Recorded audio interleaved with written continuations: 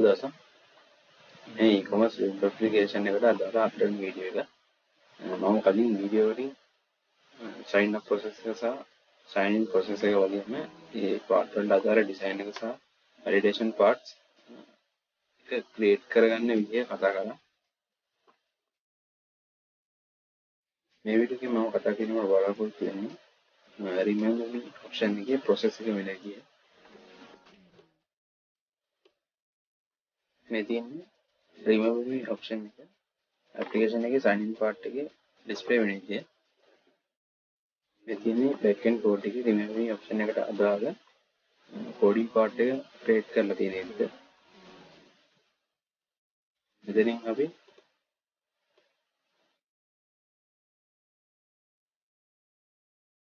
remember me design එකට අදාළ bootstrap design එක class name මගින් මේකට add කරලා තියෙනවා. ඒ වගේම අපි මේ field එකේ type එක විදිහට checkbox කියන type එක add කරලා තියෙනවා. ඒ වගේම මෙතන value එකක් assign කරලා තියෙනවා. ඒ වගේම මෙතන ID එකක් remember me කියලා අපි add කරලා තියෙනවා.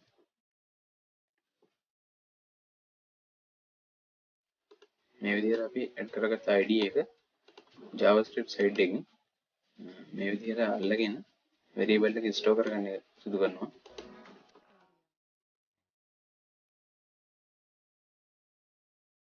ඒ remember me option එකත් sign in button එක click කරාම JavaScript use කරලා හදන Ajax මගින් sign in process.php file එකට යනවා. ඉතින් අල්ලගත්ත ID එක variable එක store කරලා ඒ remember me කියන එක checkද කියලා බලලා අපි හදාගත්ත form එකට append කරනවා. ඊට පස්සේ ඒ value එක post method එක හරහා sign in process.php කියන ෆයිල් එකට යවනවා.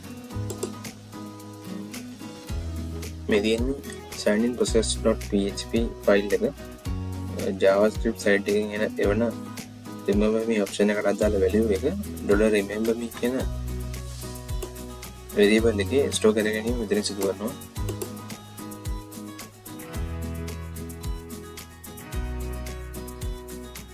ඊට පස්සේ ඒ remember me variable එකේ value එක true ද කියලා check කරගන්න කියලා අපි මෙතන if එකක් add කරලා කියලා තියෙනවා.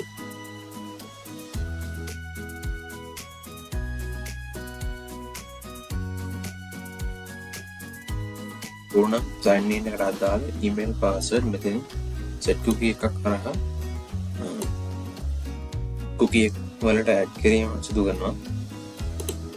දැන් අපි සිදු කරලා තියෙන්නේ cookie එක destroy event on time duration එක. ඊට පස්සේ අපි මෙතනින් else මගින් value එක false නම් email password underneath එක තමයි code කරලා තියෙන්නේ. ඊට පස්සේ store කරගත්ත data වල value එකක් නැත්නම් ඒ fields empty විදිහට තියාගන්න ඕන නිසා තමයි මෙතන empty විදිහට add කරලා තියෙන්නේ. ඊපස්සේ cookie එක තියෙනවද කියලා මෙතන ESET භාවිත කරලා check කරනවා. එහෙම cookie එකක් තියෙනවා නම් මේ .email කියන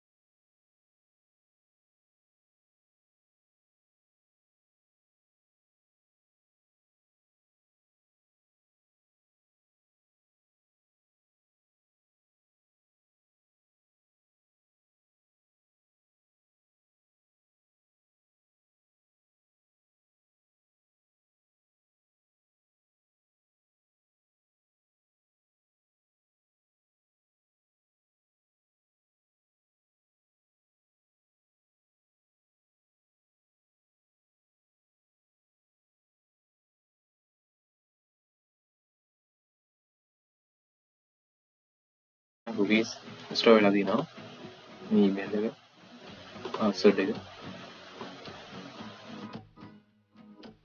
ඒ වගේම අපි ආයෙ sign in page එකට ගිහලා refresh කරලා sign in page එකට ආයෙ යද්දි මේ fields auto fill වෙලා තියෙන එක අපිට බලා ගන්න පුළුවන් මේක තමයි මේ option එකෙන් සිදු කරන්නේ